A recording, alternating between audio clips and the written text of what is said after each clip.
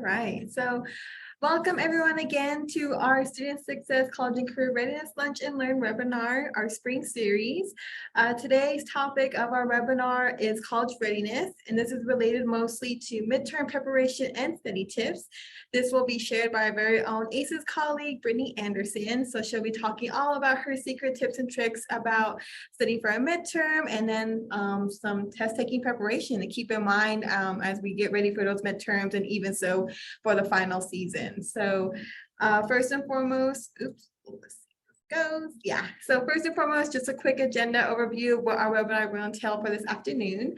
We will have some introductions of our student success team, and then kind of sharing some information about our college readiness webinar, and then we'll lead into our presentation by Brittany, and then we'll see if we have any questions closing end, and then also we'll be sharing some AISES announcements, as well as a gift card drawing to one of our lucky attending our webinar this afternoon.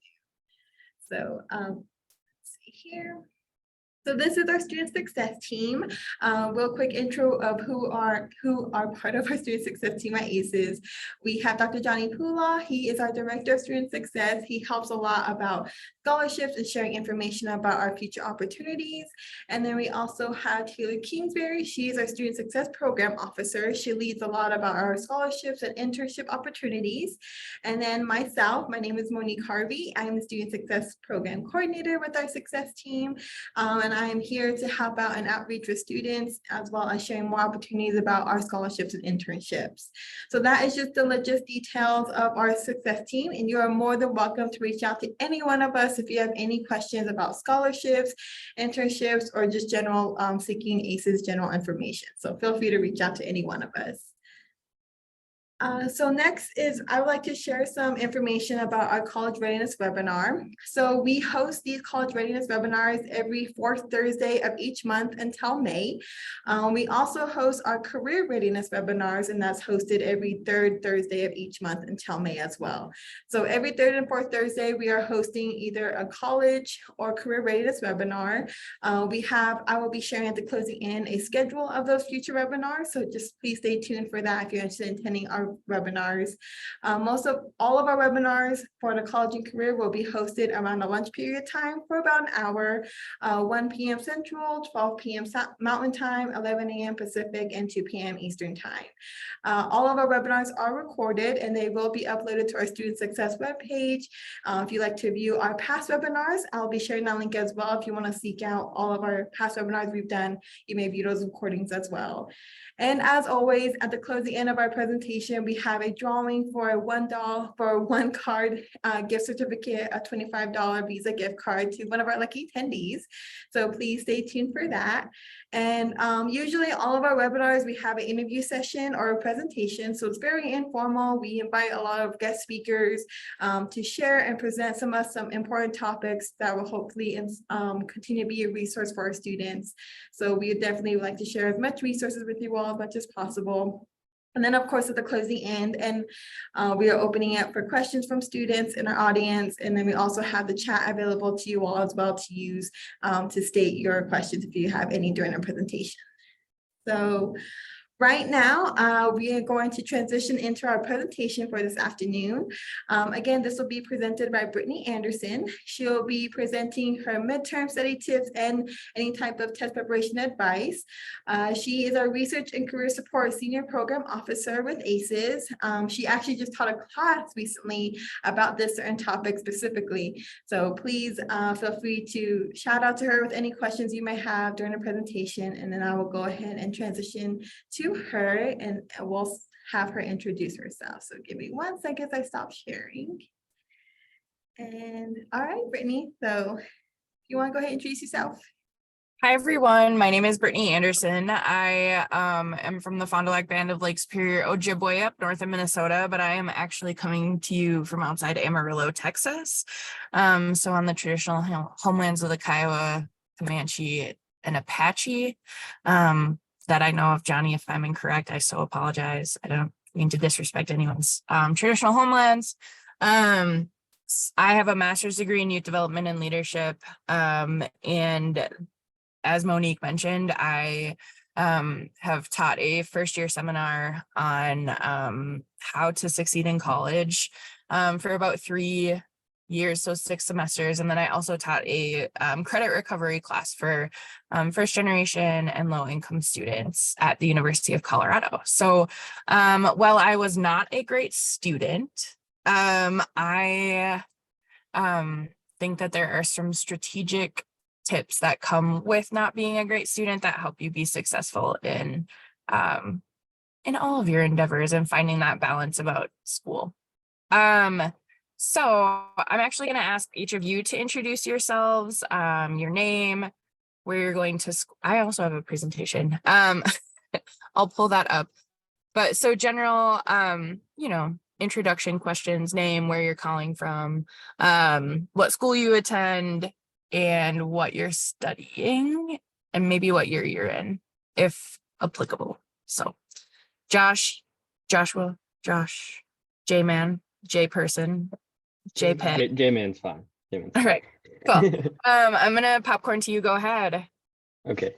So I just say my name and what? Your name, where you go to school, what you're studying, and then kind of what brings you here, I guess. Okay. My name is Joshua Price. I go to Oklahoma State University. Sorry, I'm being quiet. I'm in the library right now. But what brought me here is I'm part of AISES, and my midterms are coming up. I just had 2 of them yesterday. I felt good about them, but I want to be more prepared next time. So I got the email and thought that I'd attend, see what I'm doing wrong. Yeah. Great, thank you. I'm sorry, did I miss this? What are you studying? Oh, I'm studying computer science. Sorry, I didn't Great. say that. No worries. All right, Anita or Jayla, you able to join us? Yes, my name's Anita Pasatopa, and I actually am an Indian education specialist for TEDNA, the Tribal Education Department National Assembly. But I also attend East Central University in Ada. I'm an online student in their Bachelor of Arts program with Native American Studies. And I joined because I assist high school students who are getting ready to transition into college. And I kind of wanted to have some better knowledge for myself as well about what you guys are talking about today. Thank you. Definitely, thanks for joining. Jayla, are you able to share a little bit about yourself, or if not, you can put it in the chat. I can put it in the chat, but if you can hear me well, I'm kind of going through some allergies right now. I'm Jarrell Murray. I am studying at North Dakota State University in Fargo, North Dakota. I recently changed my major, so I'm still standing as a junior for my bachelor's, and I'm studying agricultural and biosystems engineering. And I was curious about this webinar, so here I am. Great. Well, thank you for joining us. Dr. Pula, do you want to introduce yourself? Sure. Hi, everybody. My name is Dr. Johnny Skula. My pronouns are he, him, and his. I'm a citizen of the Delaware Nation. I'm also Kiowa, Comanche, and chair of Kiowa Apache. I'm the director of student success with AISES, and I work remotely in Oklahoma, Anadarko, Oklahoma. I went to the University of Oklahoma, and I studied higher ed administration. This is what I have my PhD in. And I'm happy to be here, and I just wanted to get in contact or feel a part of the students today, so I joined in. And I really like this topic, and I just want to make sure that we're supporting all of you. And for those of you who are about to take your finals or who've taken your midterms, good luck. I know it's tough, but hang in there, and it's all worth it in the end. So I just wanted to stop in and say hi. So I'll let Brittany take back over. Great. Well, thank you for joining us, Dr. Pula. I know for me personally, like some of these opportunities to engage with students are really so reinvigorating. So I know that Dr. Pula, you've probably taken quite a few tests in your life. I have as well. So feel free to jump in with your expertise as well. So we're actually going to start with our own little quiz. Monique, do you mind putting that poll everywhere in the chat? So it's not a graded quiz. We're just going to have a quick kind of check in as to where we're all feeling about our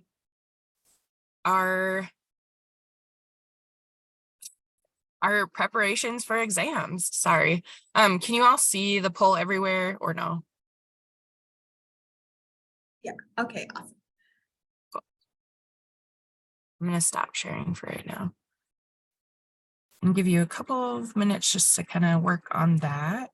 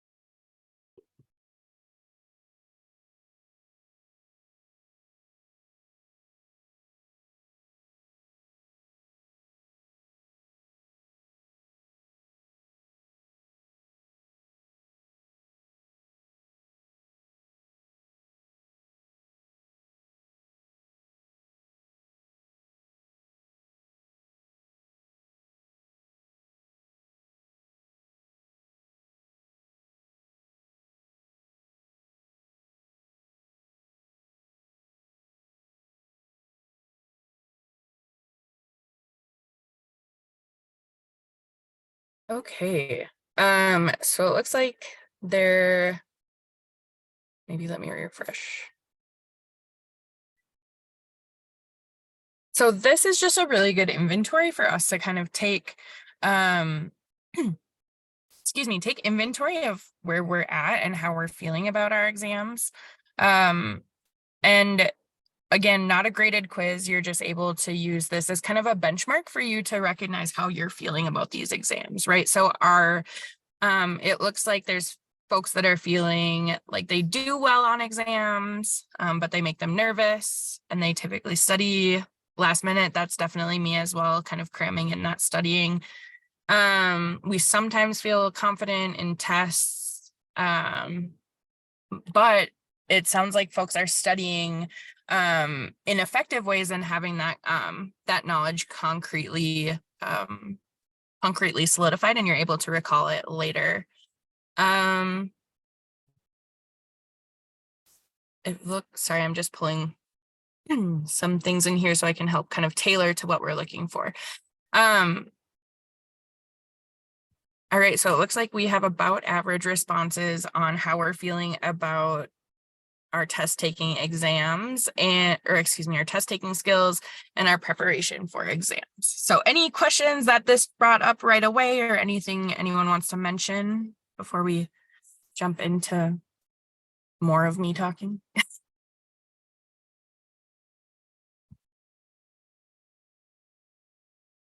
Feel free to also pop into the chat as well.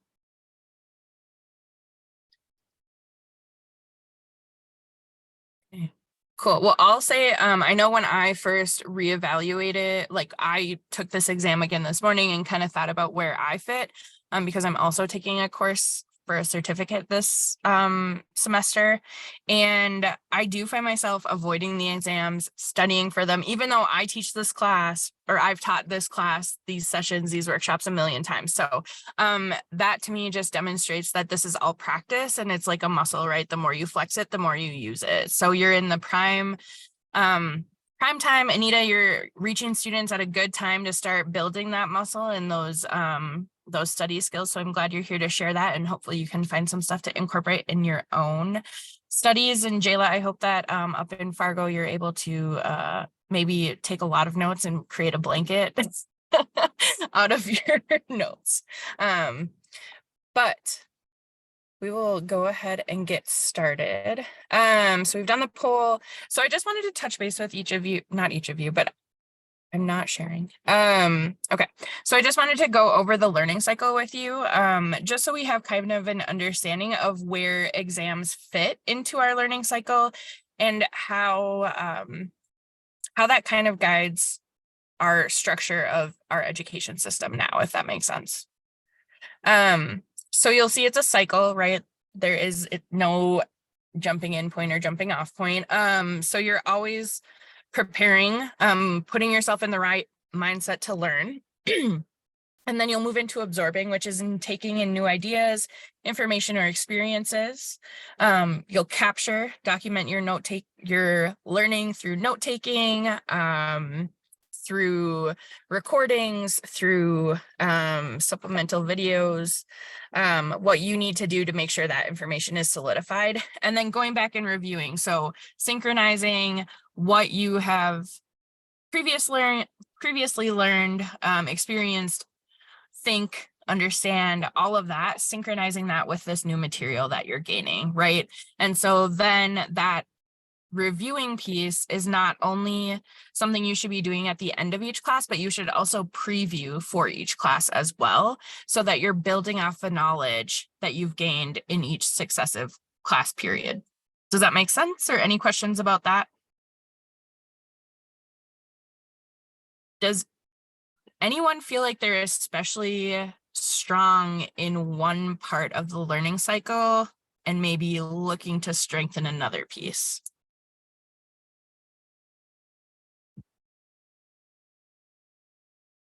Because I will say for me, I'm really bad at the reviewing piece. I'm really great at being in class. I'm really great about being engaged and capturing notes or recording lectures or those kind of things. But then when it comes back to synthesizing that information, that's where I often get stuck. Are there folks that can identify with that? Absolutely. Yes. Yeah. So it's kind of taking that intentional, deliberate time to make sure that you go back and do that. Monique, did you want to share something? Yeah, I was gonna say I'm the type of learner that likes to put things in live action. So when I'm learning in the classroom, it's also gonna be used in real life. So that's one way I like to review it more, and it actually absorbs a lot more. I also have a strength in reviewing, but preparing myself is just another area I definitely would love to prepare more in. Definitely. Other thoughts? Or all right, well, we'll lean into preparing for the learning cycle, right? And I promise we'll have some tangible tips after this as well. So preparing to take an exam, preparing to learn, right? Preparing to study. This is, again, kind of that space where the preview, the prepare, it all comes together, right? So using your notes from your previous classes, from your previous experiences, right? And your textbooks, your materials, your readings, your videos, your recordings, like create an outline and the summary of each material in your own words. So that A is synthesizing, but also then B prepares you to go into that class period, into your study session, looking for those gaps that you're looking to fill, right? Once you have your written summary, make sure that you go back and read your outline from the unit prior to that, right? So again, making sure there's that continuity of materials and concepts. Does that make sense? Okay, cool. And I think the biggest piece is, do you feel confident in knowing what you understand about the material, which is typically why you're then entering the learning cycle to explore for your exam, is to make sure you feel confident in that material. So again, preparing is gathering your learning materials, thinking about your class notes. How do your materials talk to each other? How do they inform one another? What perspectives are missing from here, from a lecture, let's say, that are supplemented then by reading? And how are those in conversation? And how are your discussions that you have in class online? How are those synthesizing with what you're learning, with your objectives? So again, reviewing what aspects of the material you're not sure about, and then do you need to go back and review a part of a lecture or a part of a text, or are there supplemental materials that can maybe help clarify a perspective for you? So I took a lot of social science classes, and so a lot of my coursework was focused on Indigenous students. And so looking for either digging deeper and looking for an Anishinaabe or an Ojibwe perspective always was helpful for me to help solidify some of those other materials, right? So seeking out some additional resources that helps put things in perspective in my head. Does that make sense? So kind of taking control of your own. And then we're going to talk about absorbing. So how are you actually doing that learning? So again, study every day. Anita, we kind of recognize that maybe that review piece isn't the most ingrained in us. But making sure that you build in that studying piece that's not in your class time and not your assignment time, right? Your tangible X, Y's, and Z's, but this is kind of your concrete knowledge solidifying time. And so, I apologize, this slide should have been first. But so we talked about gathering those learning materials, and then we'll talk about how to apply or visualize that and then cement that. So kind of those 3 steps of the learning cycle.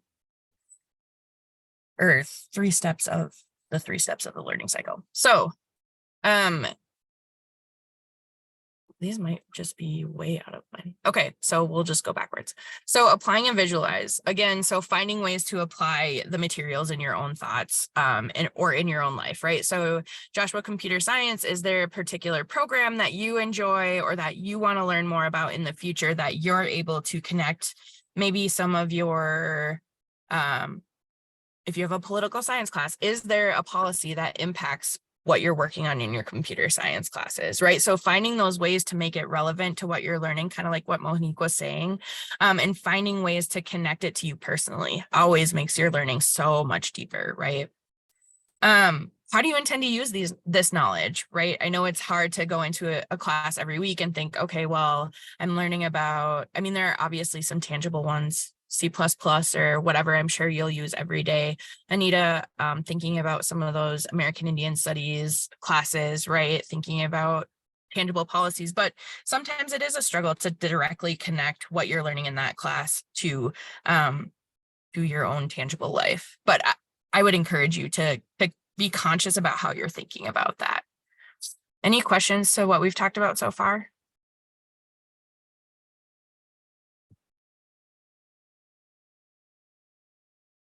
Cool. Feel free to jump in. I'm hopefully not intimidating or scary. I like to think I'm fun.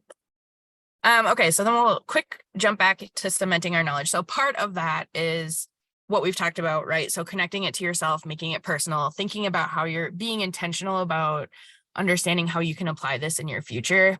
And then also making sure that you are solidified in your knowledge, right? Are there words you're not understanding? Or are there concepts that you're not sure about? Are there methods or theories that you're not quite sure how to fully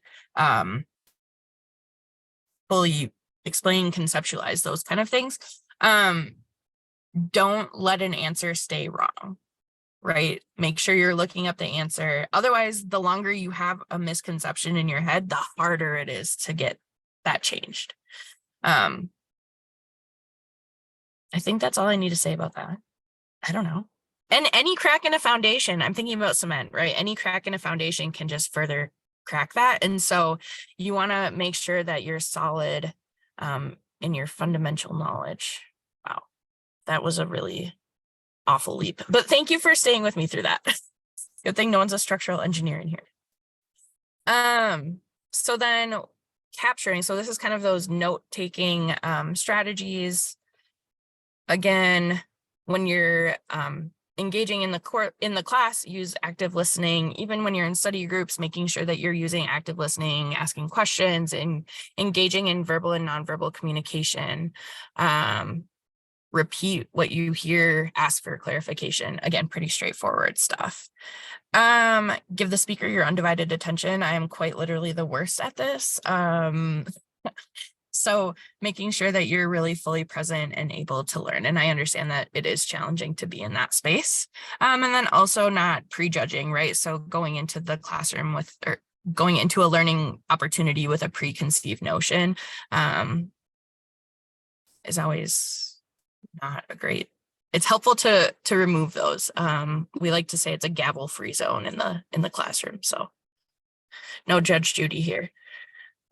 So just a quick preview on how to take notes or why take notes. Obviously they help you record. Writing notes helps you actually remember what you've heard. That again furthers that cement in your brain. It helps you concentrate and listen effectively. Obviously we create resources to study for exams, and then you often can't find in-class notes elsewhere on the internet, or typically, you know, in online resources or learning management systems. So notes are always a great deal. It's always, I get concerned when I see a student who shows up to class without a way to take notes. And then we have a conversation about why notes are important. So what do your useful notes need? And this leads into studying and exam prep, because the more clear your notes are, the more effective and efficient they will be as a study tool for you, right? So you should have key concepts and main points in there, important examples, definitions, vocabularies, references that are provided. Again, difficult concepts or unfamiliar terms, and making sure that you're going back to your notes and reviewing that and filling those in. And then your thoughts, ideas, or concepts. So a lot of times, as I'm in my 30s now, I'm like reading books for research or work or whatever, and I'll make a note in the corner that's like, is this really our goal? I don't think I agree with this. And it took me a really long time to be able to put myself in conversation with those scholars, right? And so that's what your learning is supposed to be, is a conversation about your thoughts and your ideas with the folks that you're reading. And so I would encourage you to just kind of start exercising that muscle as you feel, as you're able to, I guess. Any questions about any of this note stuff? Pretty straightforward. And these resources will all be available to you as well. So Monique will share them. I don't remember. This one is synthesizing, I think. Reviewing, yeah. Okay, we're done with this PowerPoint. So again, it sounds like we all kind of know how to review. The other quick things I wanted to share with you, I think I only have about 10-15 minutes of presentation left, Monique, just so you know. But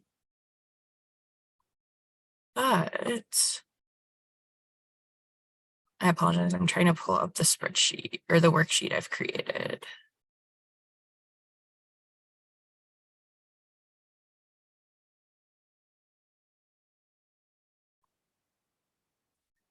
So we will share this one. So now we're going to get into some tangible tips. And again, this will be shared through Monique.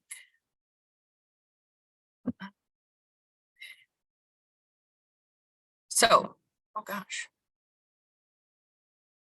Can you all see that? Okay, cool, thanks. Well, all right. So tips for studying. And these are a combination of things that I think are effective and helpful, and just new ideas to try. And some of them may not be new to you. And I apologize, I'm in the middle of nowhere, Texas, so I may not have great images, I guess. So I think my top tip is become an expert in the exam.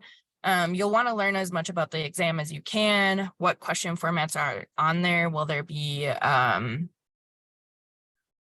multiple choice? Will you be 50% essay, 25% short answer, right? What do you know about the exam before you go in? How many points is it worth? How much how much of your grade is it worth, those kind of things, and all things you should be able to find in a clearly written syllabus. Any questions about that? Okay. While we're on that conversation, I will show you the resource that I share with my students when they're preparing for midterms and finals. While you're doing that, I don't know, I'm old. Yeah. I'm old. I don't feel available at colleges and universities, but I remember they used to have test banks and you could go purchase old exams. And that was a really good way to look at, like you just said, the format, like how many multiple choice, like how many, essay, all of those types of questions. Like we could actually pull old exams from years and semesters previously. And like I said, I'm old. Like I graduated in 2000. So I don't know, but that would be something useful. I don't if they still have that. I'm gonna, in my 10 year of being in higher ed, I haven't seen something similar to that. However, you definitely can ask your faculty member if they have prior copies of an exam. And they may or may not share that with you. You can also obviously ask students who have previously taken the exam, but that's a great point, Johnny, is like using your resources that are available to you on campus. So the other thing that I find helpful is this exam prep worksheet. Ideally, if I ever got my life together enough, I would fill this out for every exam that I was taking, but conceptually use what you need. It's a tool, right? Not the tool belt. So again, kind of getting the facts that you need for your exam, kind of the nuts and bolts of that. And then you'll want to, can you see this worksheet? Okay, cool. Sorry.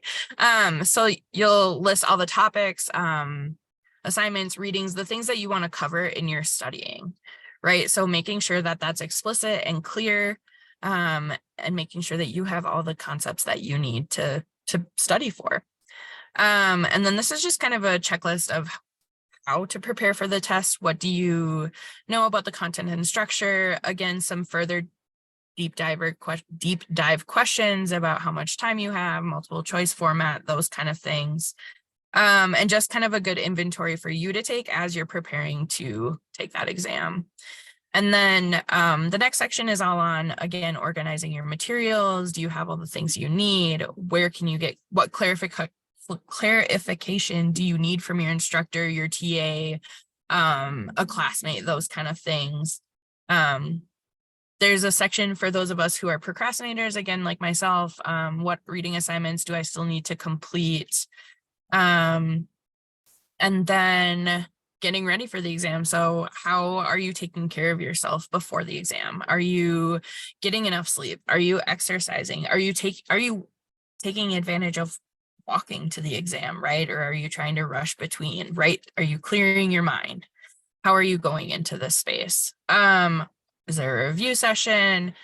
How much time do you really need to study for this exam realistically based on where you're at?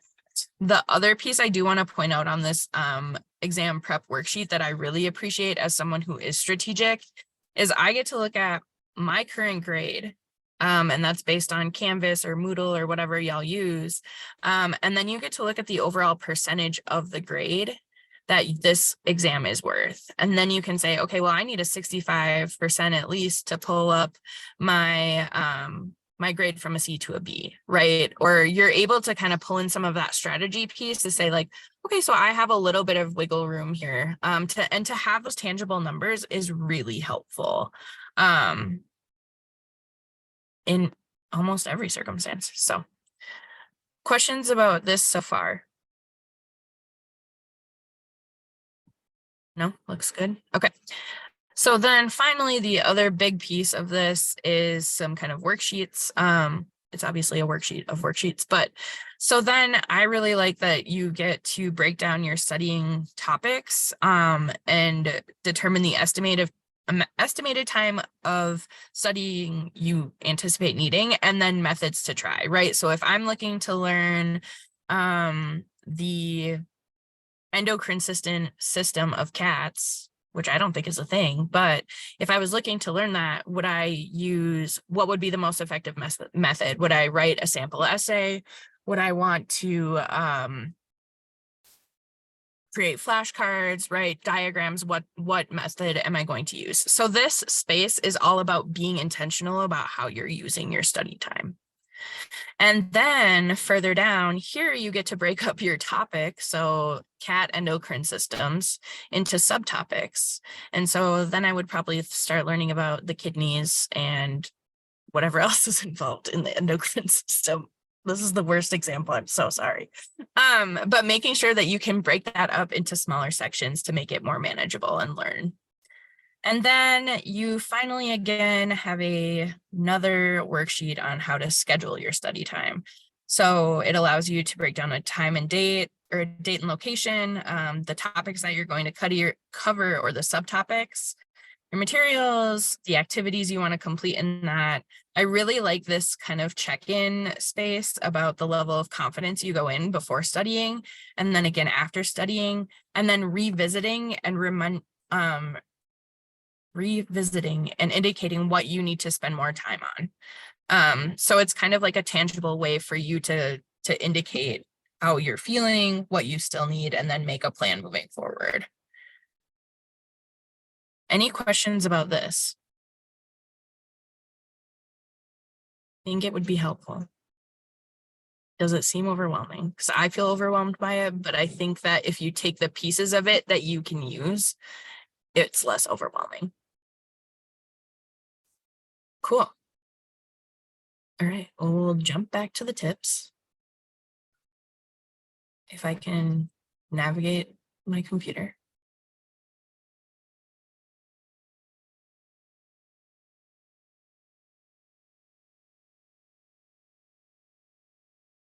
All right, so that's becoming an expert in the exam. And that's just one way that you can explore that expertise in the exam.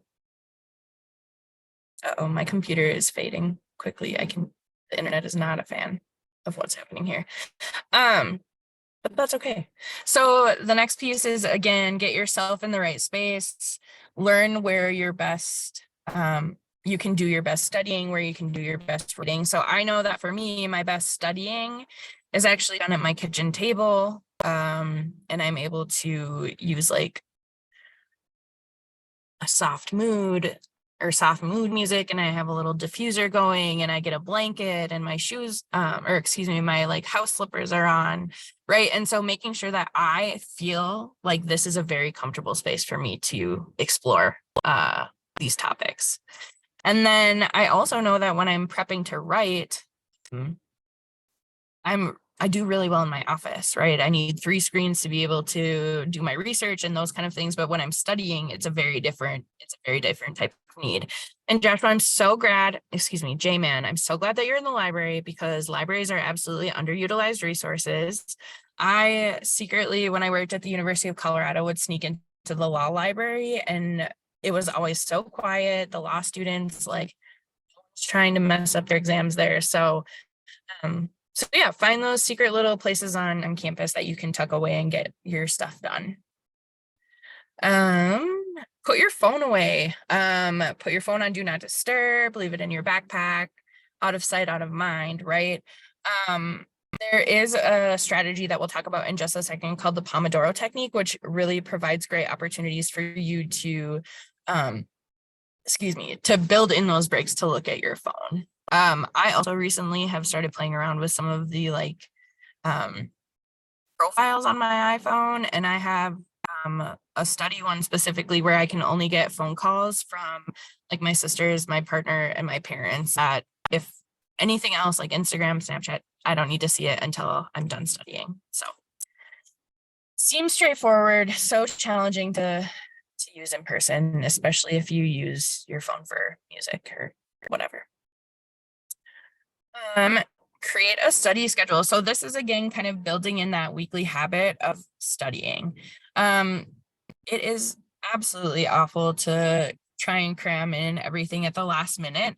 And so when you schedule your study sessions, you're able to kind of break them out. And again, using that calendar or being intentional about thinking how you're building your study times off of each other, and making sure that you're using those learning building blocks that are available to you. So I know for me, with this course that I'm in right now, for this certificate program, my typical study nights for that tend to be Sunday nights. So I get to sit down and read about appreciative inquiry and do my quizzes and those kind of things. But I always know that Sunday night is my night for that. Create a test plan. So this is something I haven't read a number of places, but when you receive your exam, do a quick once over of your entire test and look at how much time you want to spend on each section, right? So you don't want to spend 80% of your time on a question that is worth only 10% of your grade. So trying to make sure that we're not overexpending our resources on questions in our exams. So another study tip is get creative with color. I'm not a super visual learner, but I've come to appreciate the art of multicolored highlighter packs. And I have started really using them to outline and identify themes and codes in different research articles that I'm writing. So you can create a mind map, you can just use different highlighters. So make sure that you're jogging your mind while you're studying. Am I freezing? No, okay.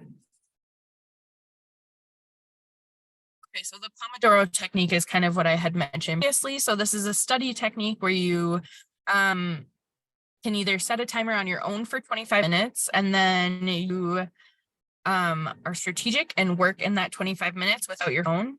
And then you get a 5-minute break to get up, take a stretch, check your phone, make that TikTok, and then get back to work. So this is a strategy that I discovered in about my junior year of college and have not stopped using it since. I even use it at work. And I'm not using it now, but that's how I designed this presentation, was using the Pomodoro technique. So once you get in that cycle of Pomodoros, there's a ton of different resources and tools for you out there to be more effective in using those. There's tomato timers online. You can find tons of resources, but I can also share with Monique some of my favorite ones as well. Have any of you tried the Pomodoro technique? Good. Good. I'm glad to hear folks have heard of it. I think it works great. And then listen to your notes. So this is a new thing that I am trying.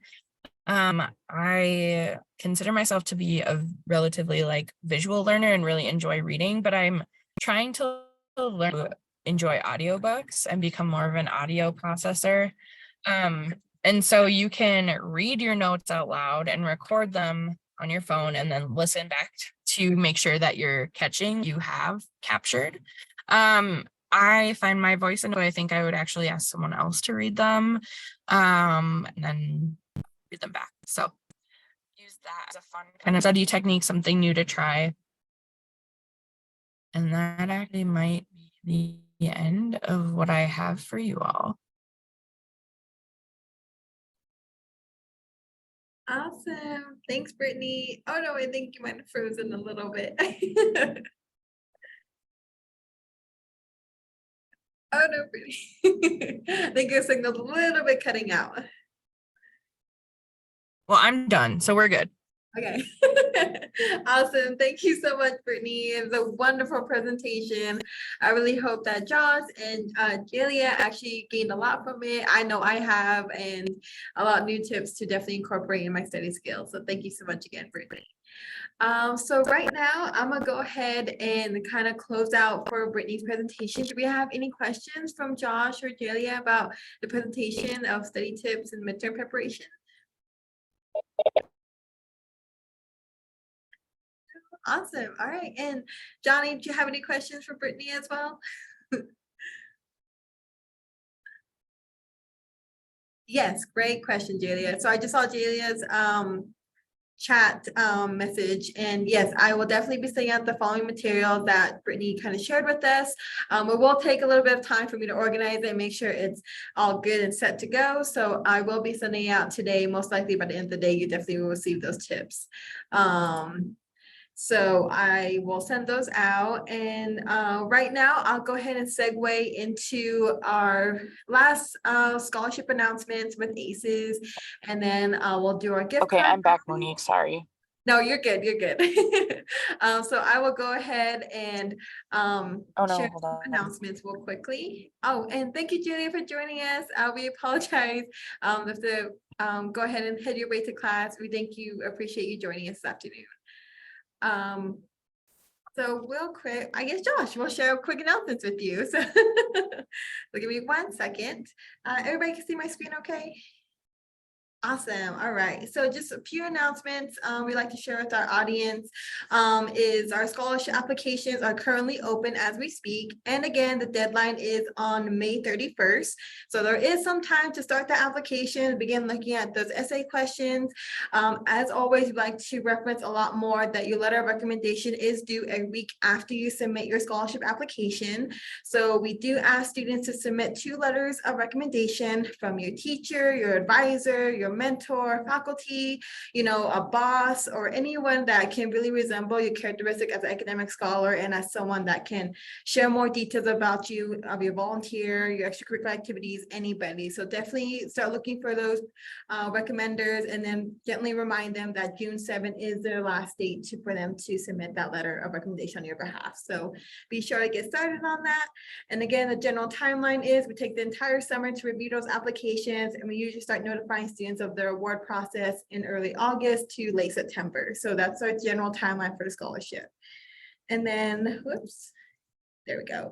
Real quick, another announcement for our upcoming college and career readiness webinars. We do have 2 more webinars set for us to talk about more. We have our next one for career readiness in April on the 20th. And this again will be on the 3rd Thursday of April. We have Indigenous food and farmers career settlement for presenters to share a little bit of insight of their experience so far in the career field. We have 3 amazing guest speakers, so please join us on that webinar as well. We'll do an interview panel with them, and hopefully we'll get some more insight about their experience in that field. And then of course, our next webinar on college readiness, we have our very own scholarship officer, Taylor Kingsbury. She'll be sharing some tips and what the process may look like when applying for AISES scholarship through our AISES student portal. So please join us on that as well. Again, we'll be sending out, excuse me, the registration details as well as the webinar details. So join us on Zoom. So please look out for all that information coming your way. And we do hope to see you for those upcoming webinars. So last but not least, we have a gift card drawing, and I'm very happy to announce, and it's by fate, Josh, you are our winner for our gift card drawing. So thank you so much again for joining us. So if you wouldn't mind, Josh, just jotting down my email for me and sending me your mailing address so I can send you that gift card to you. And that should come your way in like 5 to 7 days. So just a heads up on that. So congratulations on the gift card drawing, and just send me your mailing address. So good luck to all of our students on midterms. We believe in you. AISES definitely understands the time and effort it takes to prepare for these midterms, but we are standing beside you as well as supporting you to making sure that you come through with flying colors of your midterm exams. And then hopefully final exams will come at ease with the study tips shared today as well. So this concludes our afternoon webinar. We do hope that it was great advice and shared tips with you all. Please join us again on our upcoming future webinars for next month. And I hope you get some brain food and good luck on those midterms. So thank you all again. Thanks, Monique. Great.